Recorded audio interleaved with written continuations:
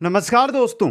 रेटमेंस अध्यापक सीधी भर्ती परीक्षा के लिए हम देख रहे थे राजस्थान की राजनीतिक एवं प्रशासनिक व्यवस्था के बारे में दोस्तों। क्लास नंबर 4 और आज का हमारा टॉपिक रहेगा उच्च न्यायालय दोस्तों। एनसीईआरटी और आरबीएससी आधारित ये क्लास रहेगी दोस्तों। ये क्लास अगर आप अटेंड करते हैं तो एनसीईआरटी की बुक्स, आरबीएससी की बुक्स और जो अदर जानकारी है वो संपूर्ण आपको यहाँ पर मिल जाएगी दोस्तों। इसलिए किसी भी प्रकार की टेंशन ना लें, संपूर्ण क्लासेस है वो अटेंड करें। रीट के लिए राजस्थान जी के कंप्लीट यहां पर करवाया जा रहा है। इतिहास हो चुका है, क्लासेस करती हो चुकी है, भूगोल लगभग हो चुकी है, जो हमारा पॉलिटी है ये चल रही है दोस्तों। वो ये भी जल्दी हमारी कंप्लीट हो जाएगी दोस्तों। सबसे इंपॉर्टेंट न्यूज आपके लिए यह है दोस्तों कि राजस्थान जी के रीट के अंदर चाहे लेवल प्रथम हो चाहे लेवल द्वितीय हो, दोनों के लिए इंपॉर्टेंट रहेगा। और इसके लिए हमने जो नोट्स तैयार किए हैं, जिसमें ऐसे नोट्स है जिसमें आपको संपूर्ण एनसीईआरटी मिलेगी, संपूर्ण आरबीएससी मिलेगी, संपूर्ण हिंदी ग्रंथ अकादमी मिलेगी, संपूर्ण करंट अफेयर से रिलेटेड जो भी नवीन सूचनाएं हैं वो इनके अंदर मिलेगी दोस्तों। और ये नोट्स मिलेंगे कुचामन ऑनलाइन क्लासेज ऐप के स्टोर के अंदर दोस्तों। जाइए और स्टोर से इन नोट्सों को प्राप्त कीजिए। बाकी की क्लासें आप प्लेलिस्ट में जाकर अटेंड कर सकते हैं। एक बार सभी साथी वीडियो को लाइक, शेयर और जो नए साथी जुड़ रहे हैं वो चैनल को जरूर सब्सक्राइब करें। चलते हैं आज की इस क्लास की ओर। अधिक जानकारी के लिए आप इंस्टाग्राम पर जाकर हमें फॉलो करके मैसेज कर सकते हैं दोस्तों। तो हमें देखना है आज उच्च न्यायालय दोस्तों। देखते हैं क्या है उच्च न्यायालय। उच्चतम न्यायालय वो तो संपूर्ण देश का एक है, दिल्ली में। उच्च न्यायालय हर राज्य का एक है या दो से अधिक राज्यों का एक बनाया गया है। तो हमें सिर्फ अध्ययन करना है राजस्थान के बारे में, क्योंकि हमारे सिलेबस में राजस्थान के बारे में पूछा गया। तो चलिए राजस्थान के बारे में अध्ययन करेंगे, राजस्थान उच्च न्यायालय के बारे में अध्ययन करेंगे। उससे पहले उच्च न्यायालय के क्या प्रावधान है, कौन से अनुच्छेदों में यह है, यह अध्ययन करके फिर राजस्थान उच्च न्यायालय की ओर, फिर जो मुख्य न्यायाधीश है उनके बारे में अध्ययन कर लेंगे। यानी कि एक एक लाइन से, हर आपकी लाइन से क्वेश्चन बनकर आपके लिए तैयार रहेगा दोस्तों। संविधान का है भाग 6 दोस्तों, और अनुच्छेद है 214 से 232 तक उच्च न्यायालय, यानी अनुच्छेद 214 से 232 तक उच्च न्यायालय का दिया गया है। अनुच्छेद 233 से 237 तक अधीनस्थ न्यायालय, जो जिला न्यायालय है या तहसील स्तर पर जो न्यायालय होते हैं उनके बारे में उल्लेख किया गया है दोस्तों। राज्य की न्यायपालिका राज्यों के उच्च न्यायालयों और उसके अधीनस्थ न्यायालयों से मिलकर गठित होती है। अगर एक राज्य की हम न्यायपालिका की बात करते हैं तो उसमें उच्च न्यायालय आता है और अधीनस्थ न्यायालय आते हैं दोस्तों। राज्य स्तर पर सर्वोच्च न्यायालय की भूमिका उच्च न्यायालय निभाता है। अगर ये सीधा क्वेश्चन बनकर आ जाए, निम्न में से राज्य का सर्वोच्च न्यायालय उच्चतम न्यायालय, उच्च न्यायालय, अधीनस्थ न्यायालय या इनमें से कोई नहीं, तो आपको सही करना है उच्च न्यायालय। राज्य का उच्चतम न्यायालय होता है उच्च न्यायालय दोस्तों। भारत में सर्वप्रथम उच्च न्यायालयों के गठन का प्रावधान 1861 के अधिनियम के तहत किया गया दोस्तों। 1861 का अधिनियम और उसके तहत उच्च न्यायालयों का गठन भारत के अंदर हुआ दोस्तों। इसके तहत सर्वप्रथम मुंबई, मद्रास और कोलकाता के अंदर 3 जगह उच्च न्यायालय बने थे, मुंबई, मद्रास व कलकत्ता के अंदर। 1862 के अंदर उच्च न्यायालयों की स्थापना की गई। अब देखिए, आपको यह तो पता है कि 1861 का अधिनियम आता है, उच्च न्यायालय उसके अंतर्गत आते हैं। 1862 के अंदर 3 जगह आपके कलकत्ता, मुंबई और मद्रास के अंदर उच्च न्यायालय स्थापित होते हैं। ये मद्रास चेन्नई है दोस्तों, चेन्नई का ही नाम है मद्रास। 3 जगह क्या होते हैं, उच्च न्यायालय स्थापित होते हैं। लेकिन क्वेश्चन आ गया कि 1862 में भारत में निम्न में से किस स्थान पर सबसे पहले उच्च न्यायालय स्थापित किया गया। अच्छा क्वेश्चन बनाना ये, तो इसकी जानकारी भी आपके सामने ये रही दोस्तों, नोट लगाकर लिखी गई है। देश का प्रथम उच्च न्यायालय कलकत्ता उच्च न्यायालय है दोस्तों, जिसकी स्थापना 2 जुलाई 1862 को की गई। 2 जुलाई 1862 को। बॉम्बे उच्च न्यायालय की स्थापना 14 अगस्त 1862 को और मद्रास उच्च न्यायालय की स्थापना 15 अगस्त 1862 को। तो सबसे पहले कलकत्ता में, फिर बॉम्बे में, फिर मद्रास के अंदर उच्च न्यायालय की स्थापना की गई। तो सबसे पहला 1861 के अधिनियम के तहत जो उच्च न्यायालय स्थापित किया जाता है वो कलकत्ता के अंदर किया जाता है दोस्तों। आ गया समझ में? अब आगे चलिए, आगे देखते हैं इसके बारे में। उच्च न्यायालय का गठन अनुच्छेद 214 के तहत प्रत्येक राज्य में एक उच्च न्यायालय होगा दोस्तों। अनुच्छेद 214 कहता है कि प्रत्येक राज्य में एक उच्च न्यायालय होगा, या दो या दो से अधिक राज्यों का भी एक उच्च न्यायालय बनाया जा सकता है दोस्तों। जैसे वर्तमान में 28 राज्य, लेकिन फिर भी उच्च न्यायालय कितने, 25 ही है दोस्तों। अनुच्छेद 215 के तहत देखिए, अनुच्छेद 215 क्या कहता है आपका, उच्च न्यायालय एक अभिलेख न्यायालय है जो अनुच्छेद 129 के तहत उच्चतम न्यायालय की भी एक अभिलेख न्यायालय। क्या कहने का मतलब है, चाहे उच्चतम यानी सर्वोच्च न्यायालय हो, चाहे उच्च न्यायालय हो, ये सभी क्या है, अभिलेख न्यायालय है दोस्तों। आगे चलिए, अनुच्छेद आता है 216, इंपॉर्टेंट अनुच्छेद है। अनुच्छेद 216 के तहत देखिए, अनुच्छेद 216 क्या कहता है, उच्च न्यायालय में एक मुख्य न्यायाधीश एवं राष्ट्रपति द्वारा नियुक्त कुछ अन्य न्यायाधीश होते हैं। चाहे मुख्य न्यायाधीश हो, चाहे अन्य न्यायाधीश हो, नियुक्त तो राष्ट्रपति ही करेगा। तो कहने का मतलब, जो उच्च न्यायालय है उसके अंदर न्यायाधीश है या मुख्य न्यायाधीश है, उनकी नियुक्ति राष्ट्रपति के द्वारा की जाएगी दोस्तों। नोट, अनुच्छेद 216 के तहत राज्यों में उच्च न्यायालय की स्थापना या उससे संबंधित व्यवस्था में परिवर्तन का अधिकार किसको है, संसद को प्राप्त है। उच्च न्यायालय की स्थापना हो या उच्च न्यायालय से संबंधित कुछ भी परिवर्तन करना हो, कौन करेगी, संसद करेगी। तो प्रत्येक उच्च न्यायालय में एक मुख्य न्यायाधीश व कुछ अन्य न्यायाधीश भी होंगे। न्यायाधीशों की संख्या संविधान द्वारा निश्चित नहीं की गई है, इनकी संख्या निश्चित करने का अधिकार किसको दिया गया है, राष्ट्रपति को दिया गया है, कि कौन से उच्च न्यायालय में कितने न्यायाधीश होंगे, इसकी संख्या है वो राष्ट्रपति के द्वारा निश्चित की जाएगी। अब दो क्वेश्चन यहां से बनकर आ रहे हैं, वापस देख लेना कौन कौन से दोनों क्वेश्चन, सुन लेना आराम से। पहला क्वेश्चन यह है कि उच्च न्यायालय की स्थापना की जाती है किसके द्वारा, संसद के द्वारा।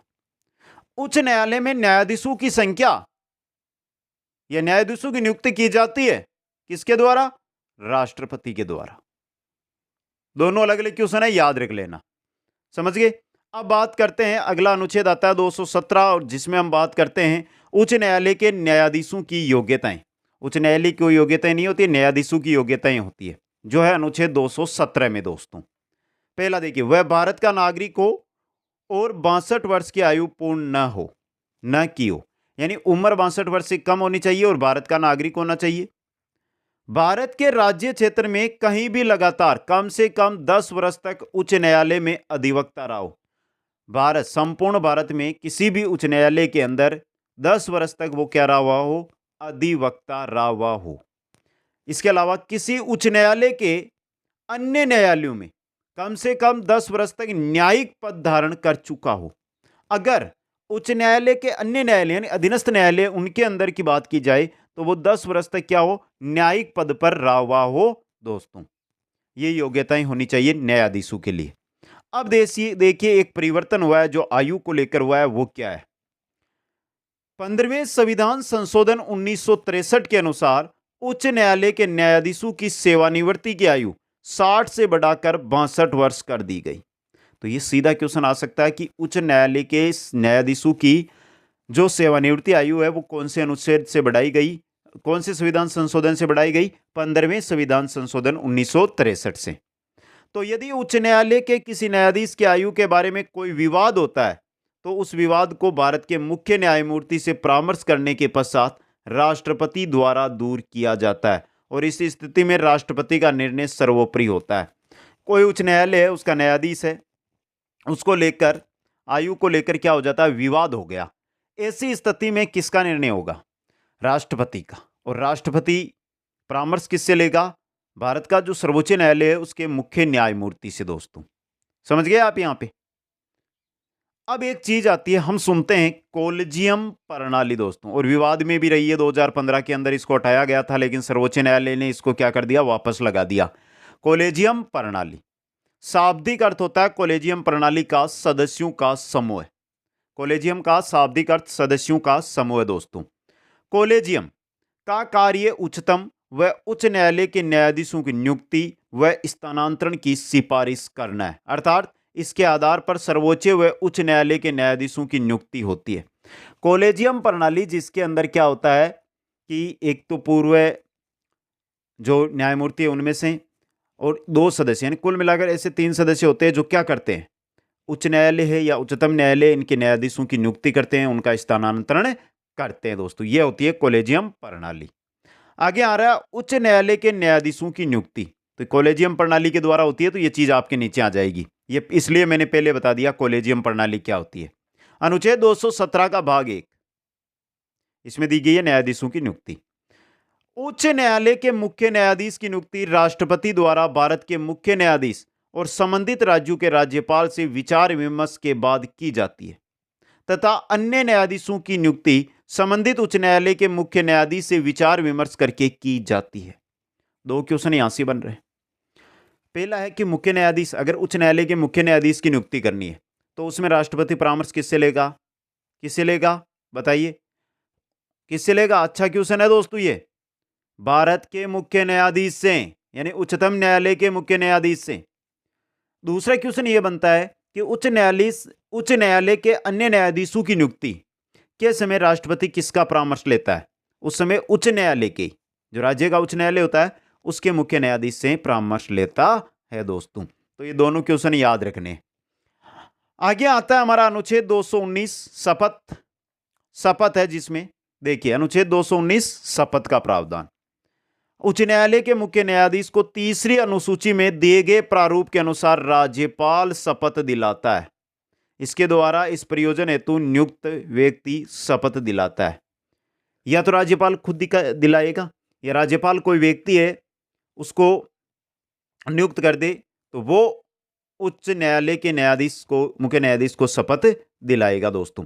अब यहां पे एक क्वेश्चन बन जाता है कि उच्च न्यायालय का न्यायाधीश त्यागपत्र किसको देगा?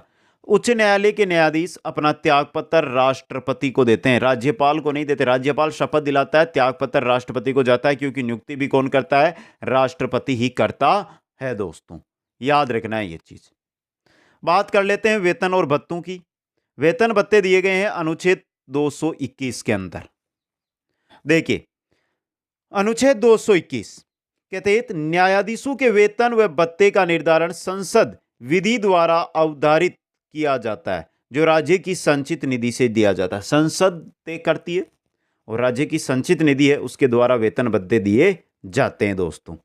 वर्तमान में मुख्य न्यायाधीश को 2,50,000 रुपए प्रतिमाह व अन्य न्यायाधीशों को 2,25,000 रुपए प्रतिमाह दिया जाता है।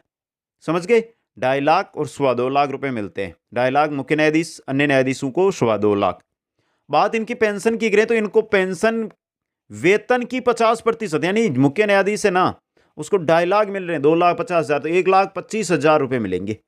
और जो अन्य न्यायाधीश है उनको पेंशन मिलेगी 1,12,500 रुपए दोस्तों, 50%। यह भी इंपॉर्टेंट क्वेश्चन आपके लिए रह सकता है। अच्छा क्वेश्चन है दोस्तों एग्जाम की दृष्टि से। आगे बढ़िए, आगे देखते हैं मित्रों, नोट लगाकर क्या लिखा गया है। न्यायाधीशों के वेतन भत्ते में कोई कटौती नहीं हो सकती, केवल अनुच्छेद 360 के तहत वित्तीय आपात में कटौती की जा सकती है। अगर देश में वित्तीय आपात लग जाता है तो आप जो न्यायाधीश है उनके वेतन भत्तों में आप कटौती कर सकते हो। अन्य कोई भी प्रशस्ति हो, न्यायाधीश के जो वेतन भत्ते हैं उनमें आप कटौती नहीं कर सकते।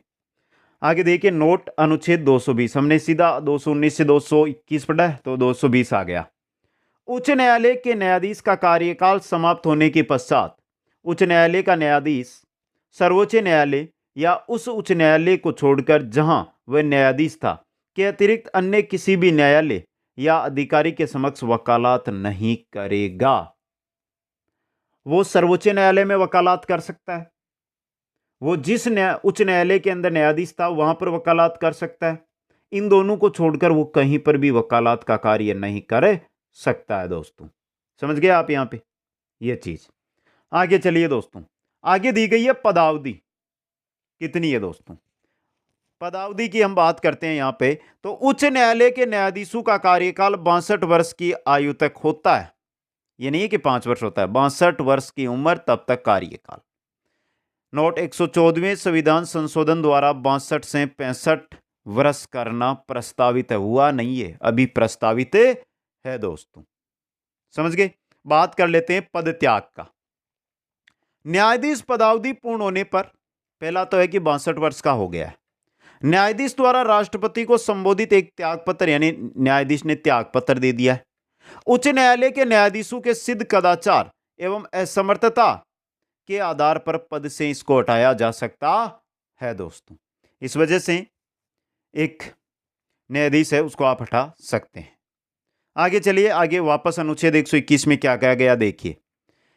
अनुच्छेद 121 के तहत उच्च न्यायालय या उच्चतम न्यायालय के किसी न्यायाधीश द्वारा किए गए कार्य के निर्वहन के संबंध में किए गए आचरण पर संसद में बहस नहीं की जा सकती, केवल महाभियोग प्रक्रिया को छोड़कर। और यह महाभियोग हम नीचे पढ़ेंगे क्या होता है।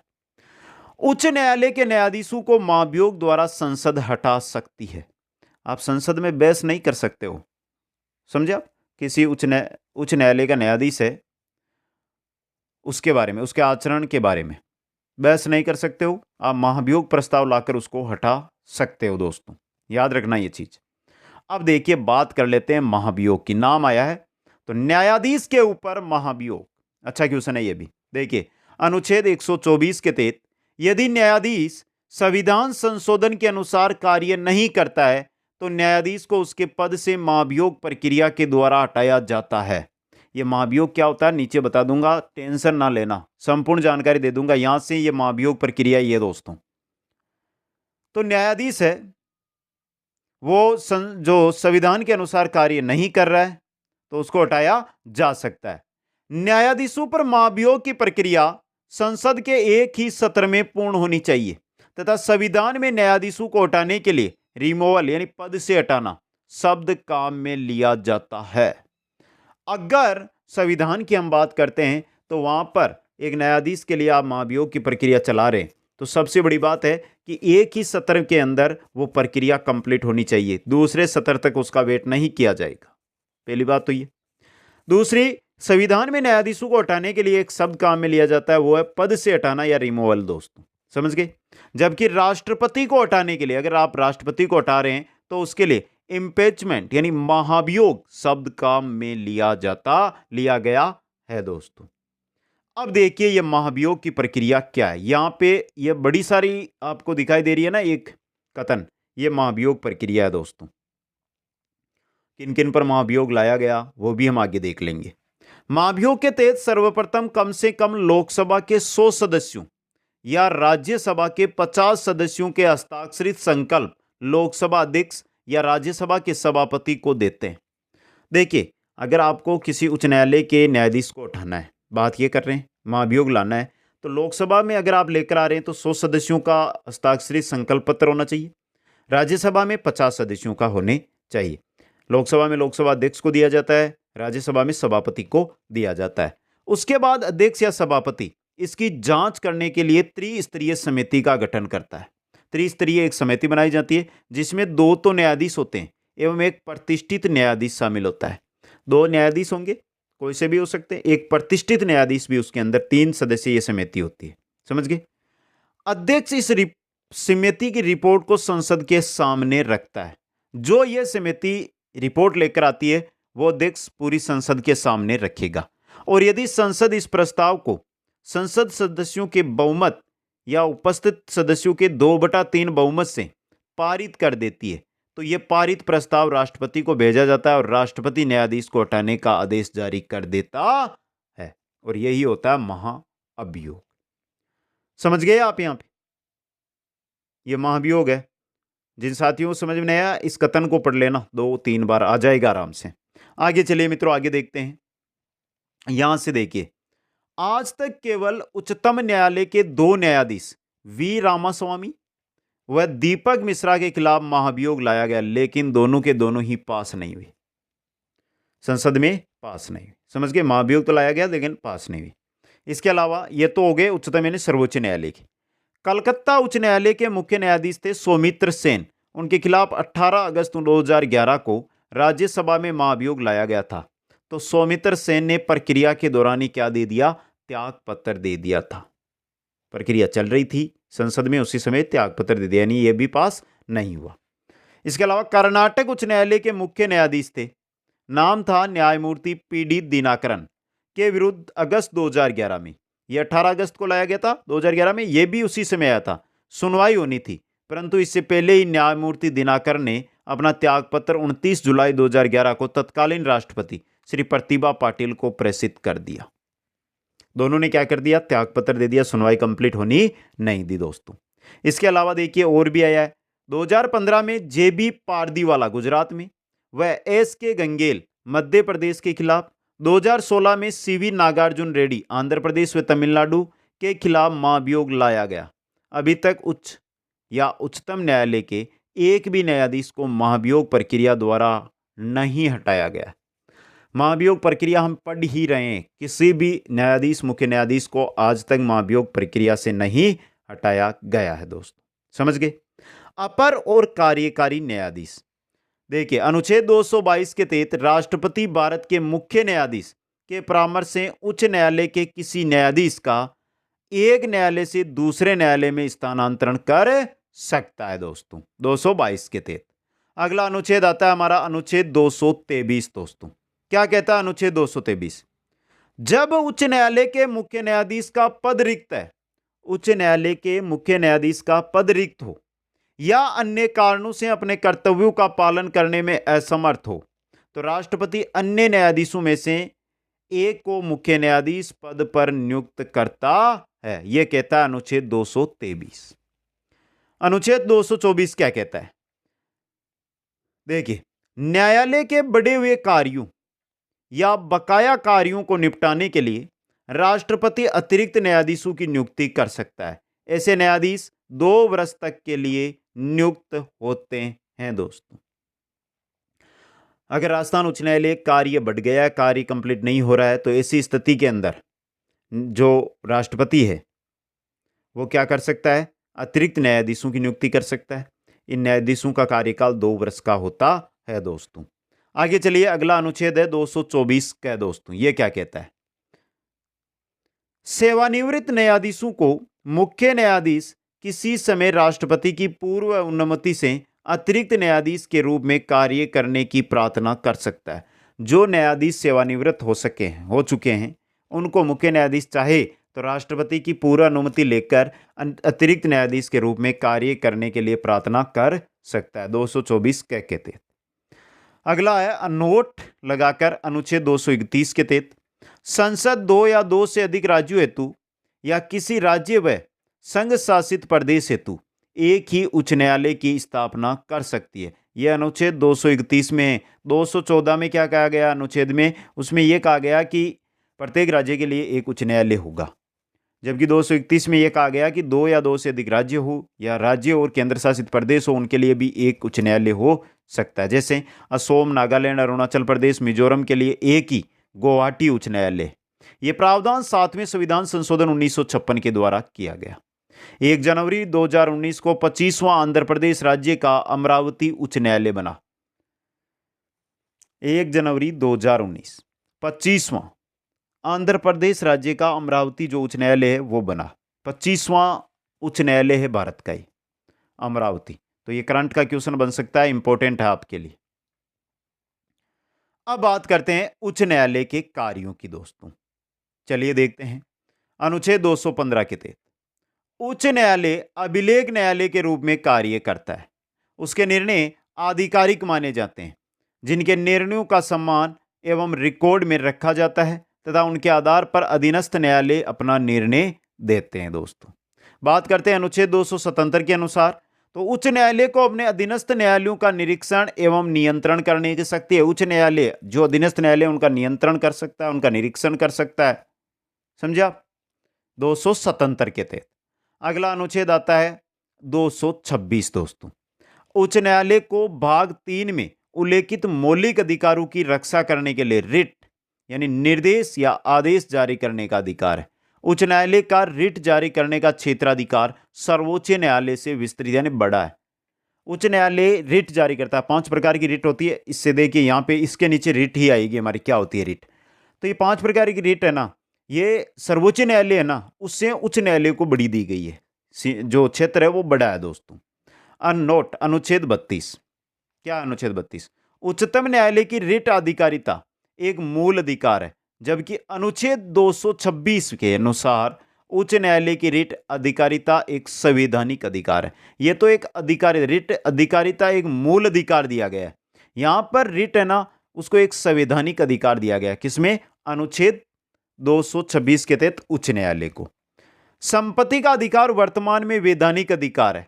इस कारण संपत्ति के अधिकार की रक्षा के लिए उच्च न्यायालय रिट जारी कर सकता है, लेकिन उच्चतम न्यायालय रिट जारी नहीं कर सकता। संपत्ति के अधिकार को लेकर उच्च न्यायालय ही रिट जारी कर सकता है, उच्चतम न्यायालय रिट जारी नहीं कर सकता है दोस्तों। समझ गए?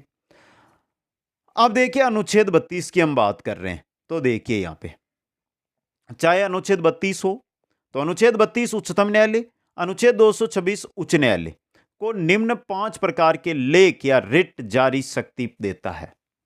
कौन कौन सी शक्तियां हैं, कौन कौन सी रिट है ये? पहली है बंदी प्रत्यक्षीकरण, हेबियस कार्पस। बंदी प्रत्यक्षीकरण समझ लेना क्या कहती है। गिरफ्तार किए गए व्यक्ति को सशरीर न्यायालय में 24 घंटों के भीतर पेश करना होगा। गिरफ्तारी का कारण बताना होगा जिसके न्यायालय में उसकी वैधता या अवैधता की जांच हो सके। यदि निरोध का कारण अवैध पाया जाता है तो गिरफ्तार व्यक्ति को तुरंत आजाद कर दिया जाएगा। इसका प्रमुख उद्देश्य अवैध गिरफ्तारी को रोकना है। अवैध गिरफ्तारी के लिए बंदी प्रत्यक्षीकरण रिट जारी की जाती है दोस्तों। पहली है बंदी प्रत्यक्षीकरण। अगली आती है आपकी परमादेश, मेंडेमस। देखिए अर्थ होता है परमादेश का हम आदेश देते हैं, परमादेश हम आदेश देते हैं, अर्थ होता है इसका। यह लेख उच्च न्यायालय या उच्चाधिकारियों के द्वारा अधीनस्थ न्यायालयों या कर्मचारियों को उसके सार्वजनिक कर्तव्यों का निर्वहन करने के लिए दिया जाता है। उच्च न्यायालय भी दे सकता है और उच्च अधिकारी है ना प्रशासन में, वो भी ये रिट जारी कर सकते हैं। यह रिट सबसे शक्तिशाली रिट है, लेकिन इसे राज्यपाल व राष्ट्रपति के विरुद्ध जारी नहीं किया जा सकता। परमादेश राज्यपाल व राष्ट्रपति को छोड़कर किसी पर भी जारी की जा सकती है दोस्तों। तीसरी रिट है प्रतिषेध, प्रोहिबिशन दोस्तों, जिसका अर्थ है मना करना दोस्तों। क्या है इसका अर्थ प्रतिषेध का? यह लेख, यह रिट उच्च न्यायालय द्वारा अधीनस्थ न्यायालय को जारी किया जाता है। उच्च न्यायालय अधीनस्थ न्यायालयों को जारी करता है। इस लेख द्वारा अधीनस्थ न्यायालयों को सूचित किया जाता है कि आपके यहां चल रहे किसी विवाद पर सुनवाई बंद कर दें, क्योंकि अब ये आपके अधिकार क्षेत्र में नहीं रहा। जो केस आप सुन रहे हैं, विवाद सुन रहे हैं, वो आपके अधिकार क्षेत्र से कहां आ गया है? ऊपर आ गया। आप उसको बंद कर दें। ऐसा करने के निम्न लाभ क्या है? अधीनस्थ न्यायालयों को निरंकुश होने से रोका जा सकता है दोस्तों। चौथी जो रीट आती है वो आती है उत्प्रेषण, सर्सियोरेरी दोस्तों। अर्थ होता है और जानकारी दीजिए, और जानकारी दीजिए। देखिए यह लेख, यह रीट उच्च न्यायालय अधीनस्थ न्यायालयों से किसी वाद, जो केस चल रहा है उनके अंदर और फिर उच्च न्यायालय में आ गया तो उसके बारे में, ये तो किसी वाद के बारे में अधिक से अधिक जानकारी प्राप्त करने के लिए जारी करता है कि आपके यहां पर चल रहे किसी वाद, जैसे हम समझे तो ए बनाम ब में आप द्वारा दिए गए निर्णय एवं उस केस से संबंधित एकत्रित किए गए गवाह सबूतों की अधिक से अधिक जानकारी दी जाती है, जिससे कि न्यायिक सिद्धांतों के विपरीत यदि मानवीय भूल के कारण अधीनस्थ न्यायालय ने कोई गलत निर्णय दे दिया है तो उसके स्थान पर सही निर्णय दिया जा सके, और यह केस अब अधीनस्थ न्यायालय में न चलकर अब उच्च न्यायालय में चलेगा। यह होती है उत्प्रेषण, जिसमें अधिक से अधिक जानकारी अधीनस्थ न्यायालयों से मांगी जाती है। पांचवी आती है वो है रीट आपकी अधिकार परीक्षा, को वारंटो। क्या है ये? इसका अर्थ है तुम्हें क्या हक है। अधिकार परीक्षा, को वारंटो, तुम्हें क्या हक है। इस लेख के द्वारा उच्चाधिकारियों द्वारा निम्न अधिकारियों से पूछा जाता है कि आपको इस पद पर कार्य करने का क्या हक है जिस पर आपकी संवैधानिक नियुक्ति नहीं हुई है। जब तक वह उसका उचित जवाब नहीं देता है तो वह उस पद पर कार्य नहीं कर सकता। यह है अधिकार परीक्षा। यह 5 प्रकार की रिट होती है दोस्तों। अब हम बात करेंगे आगे चलकर राजस्थान के उच्च न्यायालय की दोस्तों। अब राजस्थान उच्च न्यायालय के बारे में पढ़ेंगे। बाकी जो स्थापना हो, कैसी भी हो, सब जानकारी एक उच्च न्यायालय के बारे में हमने कंप्लीट कर ली है। मित्रों, क्लास अगर अच्छी लगी है तो आपसे यही कहना चाहता हूं कि लाइक कर दो, हमारा भी मनोबल बढ़ता है। लाइक देखकर ही हमें यह लगता है कि बच्चों को बहुत क्लास पसंद आ रही है। तो अगर अच्छी लग रही है तो लाइक करें, और आशा रखता हूं कि आप उन रीट के अभ्यर्थियों तक इस क्लास को पहुंचाएंगे जो आपके संपर्क में।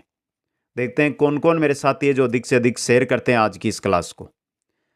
राजस्थान के एकीकरण के समय राज्य की राजधानी व उच्च न्यायालय के स्थान को लेकर विवाद उत्पन्न हुआ था।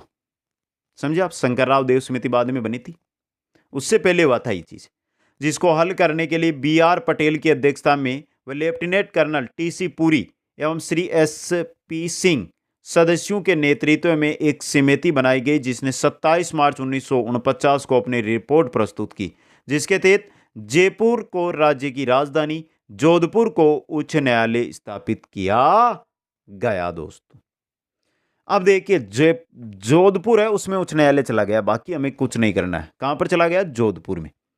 इसके बाद जयपुर, जोधपुर, बीकानेर, उदयपुर और अलवर में कार्यरत रियासतकालीन 5 उच्च न्यायालयों को राजस्थान उच्च न्यायालय अध्यादेश 1949 के द्वारा समाप्त कर 30 मार्च 1949 को राजस्थान उच्च न्यायालय का उद्घाटन कहां पर किया गया? जोधपुर में। तो राजस्थान उच्च न्यायालय का उद्घाटन 30 मार्च 1949 को जोधपुर के अंदर किया गया। दोस्तों अब आगे चलिए।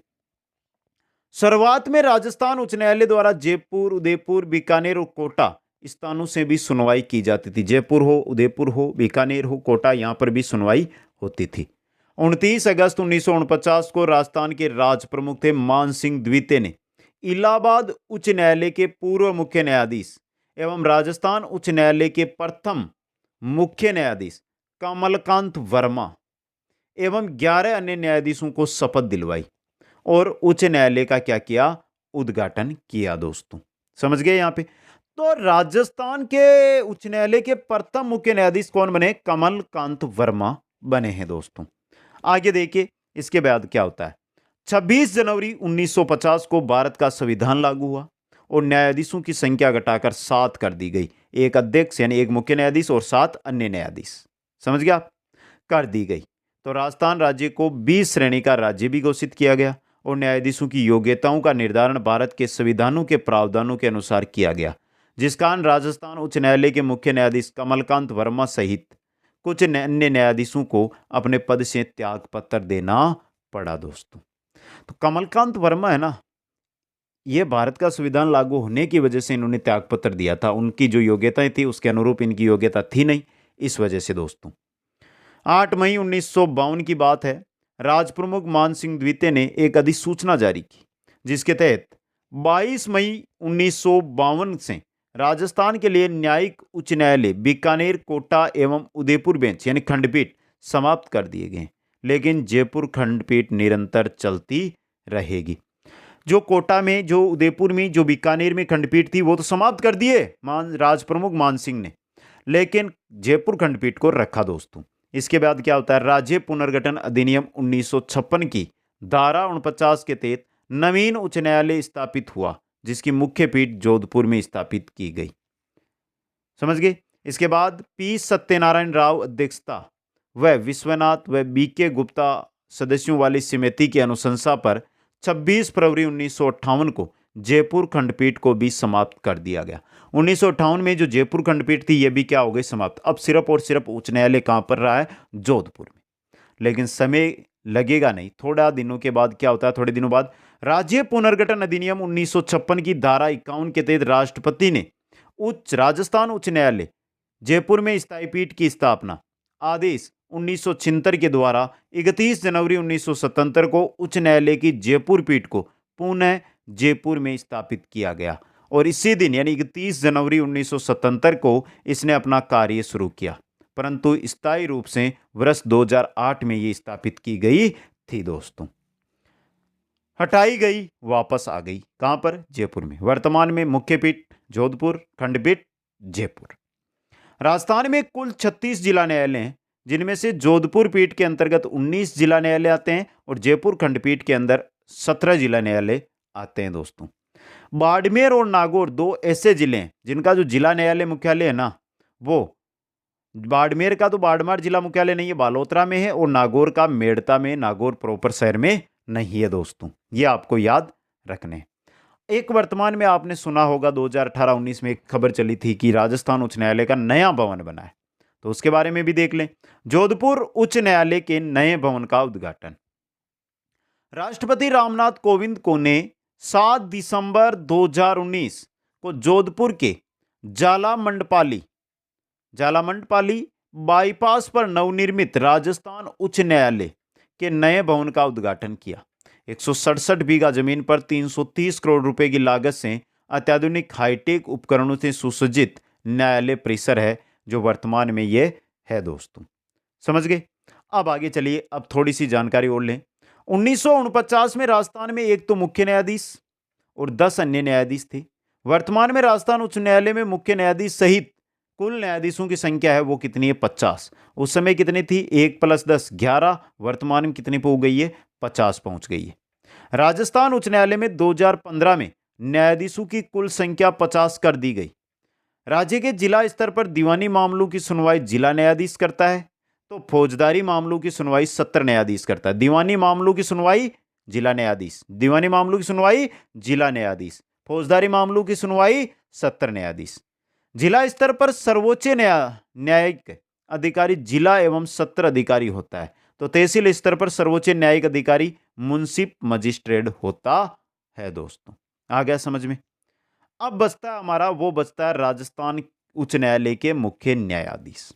एक एक चीज इंपॉर्टेंट है, थोड़ा ध्यान से देख लेना। कौन सा क्वेश्चन है वो देखना। पहला, न्यायमूर्ति कमलकांत वर्मा प्रथम न्यायाधीश है। 1949 से 1950 तक कुछ ही समय रहे थे ये, 5-6 महीने। तो पहले राजस्थान उच्च न्यायालय के न्यायमूर्ति बनते हैं, वो बनते हैं मुख्य न्यायाधीश बनते हैं, वो कमलकांत वर्मा है। कौन है? कमलकांत वर्मा। नाम याद रखना, कौन है? कमलकांत वर्मा। 2 नंबर पर है कैलाश नाथ वांचू, बहुत इंपॉर्टेंट है। सर्वाधिक लंबा कार्यकाल और देश के मुख्य न्यायाधिपति बने बाद में। तो देखिए कैलाश नाथ वांचू है ना, ये 1951 में बने और 1958 तक रहे। आज तक राजस्थान उच्च न्यायालय के सबसे लंबे कार्यकाल वाले मुख्य न्यायाधीश है। समझे? इसके बाद सरजू प्रसाद बने 1959 से 1961 तक। जे.एस. राणावत न्यायमूर्ति बने 61 से 63 तक। न्यायमूर्ति दौलतमत दवे बने 1963 से 68 तक। न्यायमूर्ति डी.एम. भंडारी बने 1968 से 1969 तक। न्यायमूर्ति जे नारायण बने 1969 से 1973 तक। न्यायमूर्ति बी.पी. बेरी बने 1973 से 75 तक। अब यहाँ पे ये नाम क्यों है? तो सीधा क्वेश्चन आता है एग्जामों में, और 2021-22 में तो आए भी है। क्वेश्चन सीधा आएगा, निम्न में से राजस्थान उच्च न्यायालय के मुख्य न्यायाधीश नहीं रहे, इनमें से 3 का नाम दे देंगे, एक किसी और का नाम दे देंगे, इसलिए इनका नाम जरूर याद रख लेना। पहला क्वेश्चन एक इंपॉर्टेंट 1 नंबर है, 2 ये 2 इंपॉर्टेंट क्वेश्चन है, बाकी नाम सभी के याद रखने। आगे चलिए, न्यायमूर्ति पी.एन. सिंगल 1975 से 1975 तक। वी.पी. त्यागी 1975 से 77 तक। सी होनिहा 1978 से 1978 तक, 5-6 महीने रही थी, 7 महीने रहेंगे। चांदमन लोढ़ा 1979 से 1980 तक। के.डी. शर्मा 1981 से 83 तक। पी.के. बनर्जी 1983 से 85 तक। डी.पी. गुप्ता 1986 से 86 तक। न्यायमूर्ति जे.एस. वर्मा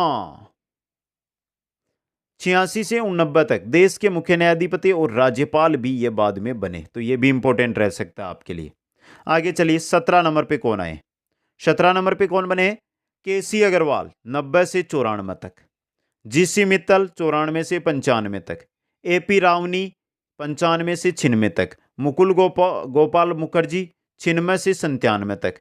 शिवराज बी पाटिल 99 से 2000 तक। ए.आर. लक्ष्मणन 2000 से 2001 तक विधि आयोग अध्यक्ष भी ये बने हुए हैं दोस्तों। अरुण कुमार 2001 से 2002 तक। अनिल देव सिंह 2002 से 2004 तक। सचिदानंद झा 2005 से 2007 तक। जे.एम. पांचाल 2007 7वें महीने से 9वें महीने तक कार्यवाहक के रूप में काम किया है जे.एम. पांचाल ने दोस्तों। कार्यवाहक, पहले कार्यवाहक। इसके बाद और भी कार्यवाहक आएंगे, देखिए आगे।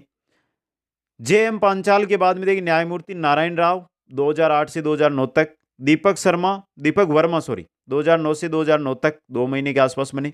जगदीप बल्ला 2009 से 2010 तक।